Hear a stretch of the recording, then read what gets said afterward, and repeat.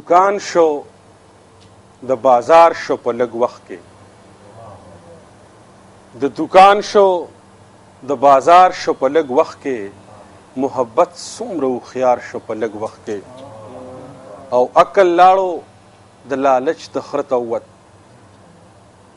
عقل لاړو د لالچ د خره ته ووت دا فقیر څومره مالدار شو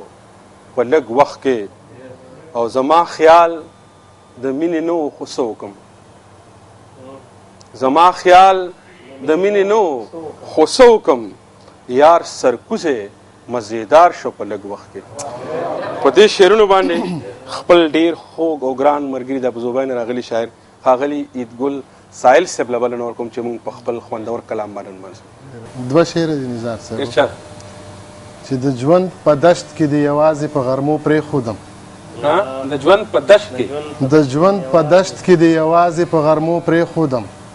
ګل دې کړم ګرانه خو په سر دې د ازغو پرېښودم ګل دې کړم ګرانه او حسن پرست زړګي مدام په مخه کړی یم حسن پرست زړګي حسن پرست زړګي مدام په مخه کړی یم نه چېرته تورو سترګو پرېښوم او نه شنو پرېښودم دا غزل دی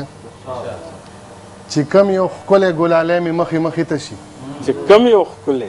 چې کم یو ښکلی ګلالی مې مخې مخې ته شي خپل نازولی خپل لالی مې مخې مخې ته شي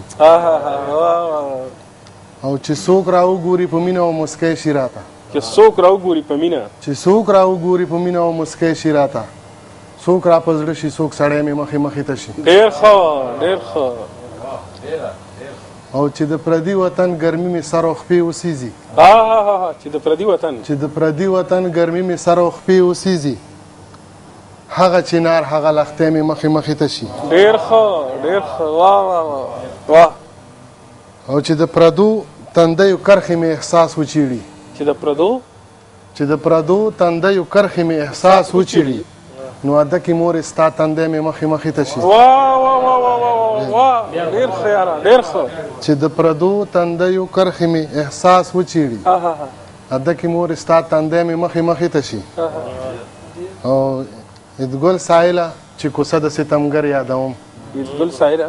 عیدګل سایله چې کوڅه د ستمګر یادوم د خپل ګریوان هره تڼۍ مې مخې مخې ته شي ډېر ښه یو بل غزل دی حجاز صاحب چې داغونه مو زړګیو ته بې شماره رسېدلي داغونه مو زړګیو ته بې شماره رسېدلي سلګۍ مو له ماښامه تر سهاره رسېدلي او تنکي تنکي ځوانان مو د بارودو په اور وسول تنکي ځوانان مو د بارودو په اور وسول پانزیب د ګلالیو مو تر خاره رسېدلي ډېر ښه ډېر ښه او دانه چې خیسور سوځي او سپین غر مو لمبه کېږي دانه چې خیسور سوځي او سپین غر مو لمبه کېږي دا تور لوګي دي هم تر کړماره رسېدلي ډېر ښه ډېر ښه او مذهب پښتو غیرت او د ناموس په نامه خرڅ شو مذهب پښتو غیرت او د ناموس په نامه خرڅ شو سرونه مو د مصر تر بازاره رسېدلي ډېر ښه ډېر ښه او موږ اوس هم د ډیلي د شاه په تخت باندې ودیو حسرت صاحب موږ اوس هم د ډیلي د شاه په تخت باندې ودیو لمبې مو تر نختره تر چناره رسېدلي ډېر ښه یاره ډېر ښه او یو سوړ اسویلی وکړي همیشه دغسې وایي یو سوړ اسویلی وکړي همیشه دغسې وایي عیدګل سایله برخې مو بېکاره رسېدلي ډېر ښه